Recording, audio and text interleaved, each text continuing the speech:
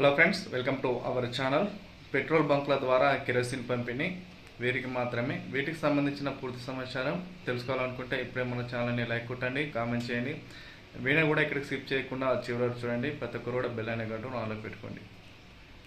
Late చేయకుండా వివరాలకు వెళ్ళిపోయినట్లయితే, దాదాపు నెల రోజుల పాటు అమెరికా, ఇజ్రాయెల్, ఇరాన్ మధ్య భీకరమైన యుద్ధం నేపథ్యంలో భారతదేశాన్ని చూసుకున్నట్లయితే చమురు నిక్షేపాలు చాలా వరకు అయితే నిలిచిపోయిన కారణంగా దేశంలో కూడా పలు ప్రాంతాలలో బంకుల్లో కానీ ఎల్పిజికి సంబంధించిన గ్యాస్ సిలిండర్లో కానీ తీవ్రమైన సంక్షోభం ఏర్పడిన నేపథ్యంలో కూడా రాష్ట్ర సర్కారు అదేవిధంగా కేంద్ర ప్రభుత్వం కూడా స్పష్టంగా మన దేశంలో కానీ ప్రస్తుతానికి సరిపడేంత నిల్వలు ఉన్నాయి, ఎవరు ప్రజలు కూడా భయాందోళనలు కూడా కాకుండా ఉండాలని కూడా కేంద్రం అయితే స్పష్టంగా సూచనలను సందేశాలు జారీ చేసినా కూడా రాష్ట్రంలోని ప్రజలు తీవ్రంగానైతే బంకుల వద్దనైతే క్యూలు కడుతూ వీటికి సంబంధించి కూడా చాలా వరకు ఇబ్బంది గురి చేయడం అనేది జరుగుతుంది.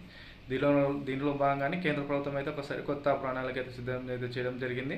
రాష్ట్ర ప్రభుత్వాలలో కొన్ని జిల్లాలకు కొన్ని బంకులకు అయితే స్పష్టంగా ఒక 60 రోజుల పాటు తాత్కాలికంగానైతే ఒక జిల్లాకు 2 బంకులలో కిరోసిన్ పంపిణీ చేసే దిశగానైతే కేంద్ర ప్రభుత్వం అయితే రాష్ట్ర ప్రభుత్వాలకు ఆదేశాలు అయితే జారీ చేయడం జరిగింది. దాదాపు 60 రోజుల పాటు తాత్కాలికంగానైతే ఈ యొక్క కిరోసిన్ అనేది పెట్రోల్ బంకులతో నిల్వ చేసే అవకాశాలు అయితే కనిపిస్తున్న సమాచారం. దాదాపు 5,000 లీటర్ల నిల్వ చేసేందుకు నిబంధనలు అయితే ప్రకటనలు అయితే జారీ చేయడం అయితే జరిగింది. వీటిలో భాగంగానే ప్రజా పంపిణీ ద్వారా ఎవరైతే మనం చూసుకున్నట్లయితే రేషన్ షాపుల దగ్గర కూడా కిరోసిన్ పంపిణీ చేసేందుకు కూడా రాష్ట్ర సర్కారులకు కీలక ఆదేశాలు అయితే జారీ చేయడం అయితే జరిగింది. ఇక వీటితో పాటు దాదాపు 60 రోజుల్లో మాత్రమే తాత్కాలికంగా ఈ యొక్క నిబంధనలు పెట్రోల్ను కూడా 2 బంకులకు మాత్రమే పంపిణీ చేసే దిశగా జిల్లాకు ఆదేశాలు అయితే జారీ చేయడం అయితే జరిగింది. వీటిలో భాగంగానే ఎవరైతే తెల్ల రేషన్ కార్డు కలిగిన వారు మీ యొక్క దగ్గరలోని రేషన్ షాప్కి వెళ్ళినట్లయితే మీకు కొంత కిరోసిన్ అయితే ఇవ్వడం అయితే జరుగుతుంది. దీని ద్వారా ప్రత్యామ్నాయంగా కొంతవరకు యూజ్ చేసుకోవాలని కూడా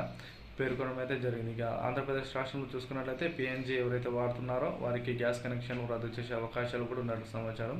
ఇంకా వీటికి సంబంధించిన పూర్తి వివరాలు తెలుసుకోవాలనుకుంటే మన ఛానల్ ఇప్పుడు లైక్ కొట్టండి, కామెంట్ చేయండి.